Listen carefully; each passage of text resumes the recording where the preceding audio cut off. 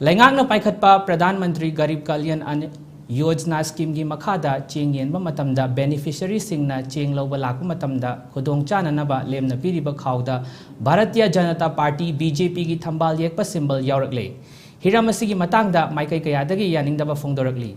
COVID-19 laichatna maram oiduna laibak asigi miyamda lemna cheng phangananaba laingakna hawkhiba ing lising ani kun gi March thada Prime Minister Narendra Modi na launch tawkhiba scheme amani adubu laingakna paikhalakliba scheme singda magi political party gi symbol sizinaba haibasi chanarakte amadi tawnadi haina political analyst Lehaw Thabam Sarat Chandrana phongdorakli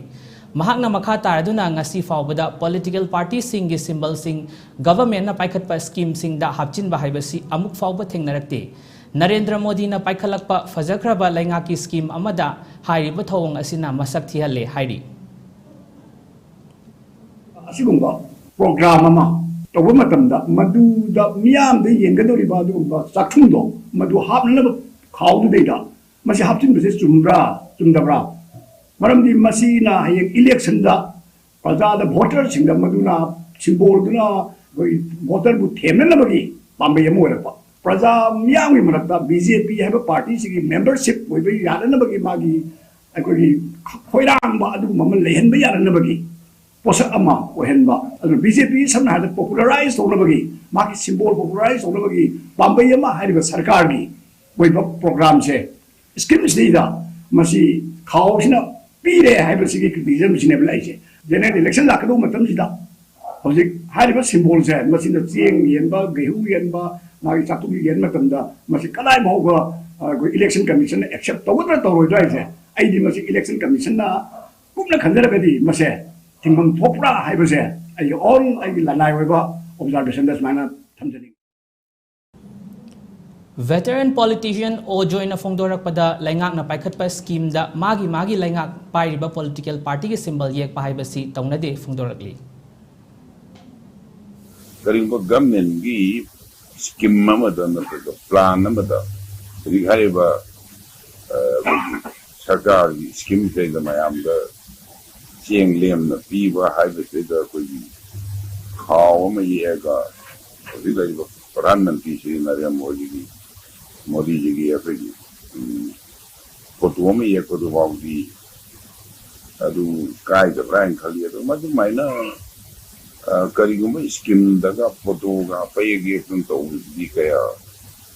हान दी क्या तो न दिया था अदु BJP lakh तो देगी दी अनकी सही मरी मंगा मोदी न लाख के की खाओ दुगुम्बा ये एक एक काय नो उनका ये का फोटो तो ये खबर दिया तुम खरा ये मुझे खरे है ना पब्लिसिटी दो पाम्बा काय हिंगनबा मैं हम तो है नहीं मोदी की सरकार बीजेपी सरकार है की पब्लिसिटी की सरकार ने एडवर्टाइजमेंट की सरकार ने है नहीं तो नहीं मदाई दा लोगो अमा बीजेपी की पार्टी की सिंबल में ये कुछ भी मदी याम चुमदबा पोनी फजदबा पोने खाली एडवर्टाइज दु खरे हेना का हेना एडवर्टाइज तोनिंग बगी खुदम मोइना तौये अरुगा मदु कया आई चनबा मानदे अरुगा कया तरु वारु पोने ना लौदे Manipur Pradesh Congress Committee ki wangangloi Ningombam Bhupendana Fongdorakpada thawong asi Congress Party na akanba mawongda condemn tawi amadi afaba laingak ama leibagi khudam natte Ing hapa iba bek sida Pradhan Mantri Shri Narendra Modi ji nataba BJP political party ki symbol sigi loina na masigi cheng bek sida ye aga masigi BJP ki marka oine ye aga pirak pasi masi koi yamna strongly condemn tawi madam di piri bahai de basi government ki scheme asi any political party am ki scheme nate masigum thong asidi koi ki government ki scheme loina bak asi people's की एकोगी public की taxpayers money देगी शेमकपा मधुम पिथोरकपा scheme नि mother मसी political party का नाम ते किसी नते भारत सरकार अमसुम राज्य सरकार है बसी political party अमना मधु की मखोई की symbol सिरी नरे है रगा प्रजा सिंह द beneficiary सिंह जो हंद मतम सिदा vote नक्शलक पसिदा मखोई न मखोई पार्टी ने तव है मतागुम ताने न मिदम सिन बसे मसीदी याफम थोकते political party अमगी ओइबा symbol madam markam haptalak pasidi masi yam yawa macha tadaba good governance ki ꯑꯋꯥꯡꯕꯗ ꯂꯩꯕ ꯑꯗꯨꯒ ꯃꯁꯤꯒꯨꯝꯕꯁꯤ ꯇꯁꯦꯡꯅ ꯇꯧꯍꯟꯅꯤꯡꯗꯦ